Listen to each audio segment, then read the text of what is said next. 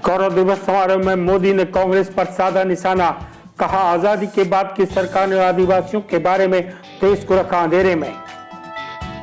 World class station के लोकार्पण समारोह में बोले मोदी, वेरी इंपोर्टेंट पर्सन से हमारा फोकस एवरी पर्सन इंपोर्टेंट पर है। मोदी के स्वागत में देखने को मिले कई रंग। मुस्लिम समाज की महिलाओं ने 3 तलाक में मिले साथ के लिए कहा थैंक यू।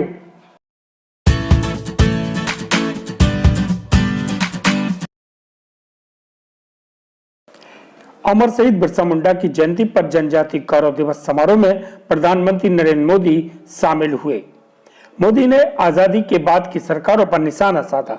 जम्बूरी मैदान पर आयोजित कार्यक्रम में उन्होंने कहा कि आजादी के बाद की सरकारों ने आदिवासियों को अंधेरे में रखा, आदिवासियों की समृद्ध विरासत के बारे में देश को नहीं बताया। इससे पहले मोदी ने सम्मेलन में आए लाखों आदिवासियों को उन्हीं की बोली में स्वागत करते हुए कहा, हूं तमरो स्वागत करूं जोहर मध्य प्रदेश। प्रधानमंत्री ने कहा कि आज का दिन पूरे देश के लिए बहुत बड़ा दिन है। आज भारत अपना पहला जनजातीय गौरव दिवस मना रहा है। आजादी के बाद देश में पहली बार इतने बड़े पैमाने पर जनजाति समाज की कला, संस्कृति, स्वतंत्रता आंदोलन और राष्ट्र निर्माण में उनके योगदान के गौरव को याद किया जा रहा है। आदिवासी समाज से आत्मीयता का जिक्र करते हुए प्रधानमंत्री ने कहा, मेरा अनुभव रहा है कि जीवन के महत्वपूर्ण कालखंड को मैंने आदिवासियों के बीच बिताया है। जीवन जीने का कारण, जीवन जीने के इरादे को आदिवासी परंपरा बखूबी प्रस्तुत करती है। उनके नृत्य, संगीत संदेश देते हैं। कांग्रेस सरकार पर निशाना साधते हुए मोदी ने कहा कि पहले की सरकारों में आदिवासी समाज को आगे बढ़ाने के लिए जरूरी राजनीतिक इच्छा शक्ति नहीं थी या बहुत कम थी। आदिवासी सृजन को बाजार से नहीं जोड़ा गया। मोदी का राजधानी में जनजाति परंपरा के अनुसार स्वागत किया गया। उन्हें धनुष तीर भेंट किए गए।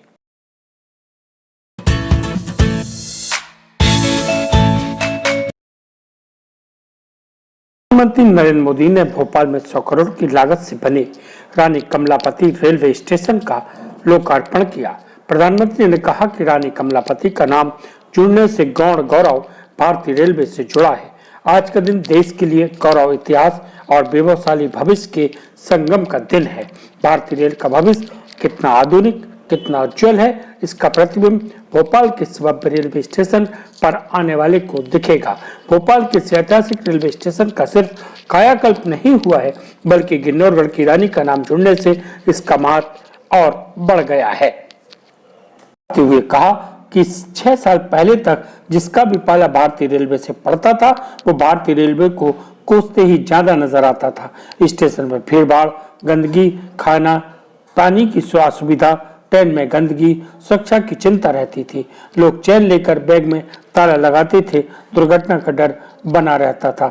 लेकिन यह सूरत अब बदल गई है। मोदी ने कहा कि एक जमाना था जब रेलवे के प्रोजेक्ट को ड्राइंग बोर्ड से जमीन पर उतरने में सालों लग जाते थे। मैंने पिछले दिनों समीक्षा की तो एक प्रोजेक्ट 40 साल से कागजों पर है। अब यह काम ही भी मुझे करना पड़ेगा, मैं करूंगा, यह भरोसा देता हूं। हमारा PIP से EPI यानी एवरी पर्सन इंपोर्टेंट पर फोकस है। मंत्री ने कहा कि आने वाले दिनों में कुछ और रामायण एक्सप्रेस ट्रेन भी चलने वाली हैं। आज ऐसी सेमी हाई स्पीड ट्रेनें रेल नेटवर्क का हिस्सा बनती जा रही हैं। आजादी के अमृत महोत्सव के आने वाले 2 सालों में 75 वंदे मातरम ट्रेन देश भर में चलेंगी। भारतीय रेल पुरानी विरासत को आधुनिकता के दौर में ढल रही है। प्रधानमंत्री ने कहा देश के 250 से अधिक स्टेशन का कायाकल्प किया जा रहा है। आत्मनिर्भर भारत के संकल्प के साथ भारत आने वाले सालों के लिए खुद को तैयार कर रहा है। बड़े बड़े लक्ष्यों पर काम किया जा रहा है। आज का भारत आधुनिक भारत के निर्माण के लिए रिकॉर्ड इन्वेस्टमेंट कर रहा है।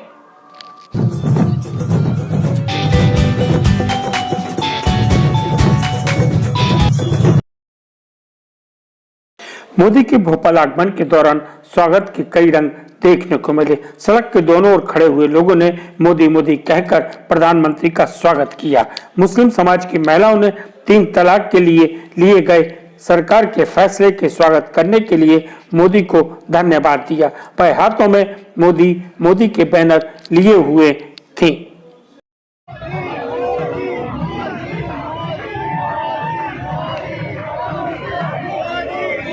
मोदी जी मोदी जी मोदी जी